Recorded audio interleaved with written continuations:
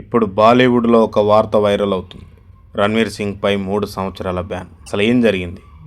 ఎందుకు ఒక్కసారిగా రణ్వీర్ చుట్టూ ఇంత పెద్ద వివాదం మొదలైంది? ఒకప్పుడు అమితాబ్ బచ్చన్ స్టార్ట్ చేసిన డాన్ తర్వాత షారూఖ్ ఖాన్తో సూపర్ హిట్ అయ్యింది. ఇక డాన్ 3లో కొత్త డాన్గా రణ్వీర్ సింగ్ ఎంట్రీ ఇస్తున్నాడని ప్రకటించగానే భారీ అయిపోవచ్చు. దర్శకుడు ఫర్హాన్ అఖ్తర్ టీం ఇప్పటికే sets, pre production, shooting plan కోసం 45 కోట్లు ఖర్చు పెట్టిందని సమాచారం.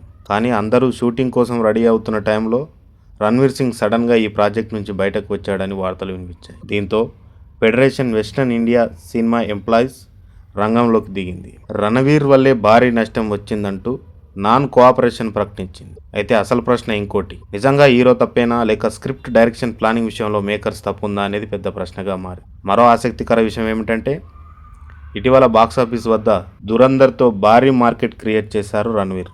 అందుకే డాన్ 3 నుంచి తప్పించుకున్నాడని టాక్ వినిపిస్తుంది. అంతేకాదు రణ్వీర్ సింగ్ రైజ్ను బాలీవుడ్లో కొందరు అగ్ర హీరోలు జీర్ణించుకోలేకపోతున్నారని, అందుకే ఇప్పుడు ఇండస్ట్రీ మొత్తం ఆయనకు వ్యతిరేకంగా మారుతుందని సోషల్ మీడియాలో పెద్ద చర్చ జరుగుతుంది. దీంతో సోషల్ మీడియాలో 2 వర్గాలుగా విడిపోయి ఇది ఇండస్ట్రీ పొలిటికల్ అంటున్న వాళ్ళు, మరోవైపు రణ్వీర్ తప్పే ఎక్కువ ఉందంటున్న వాళ్ళు ఉన్నారు.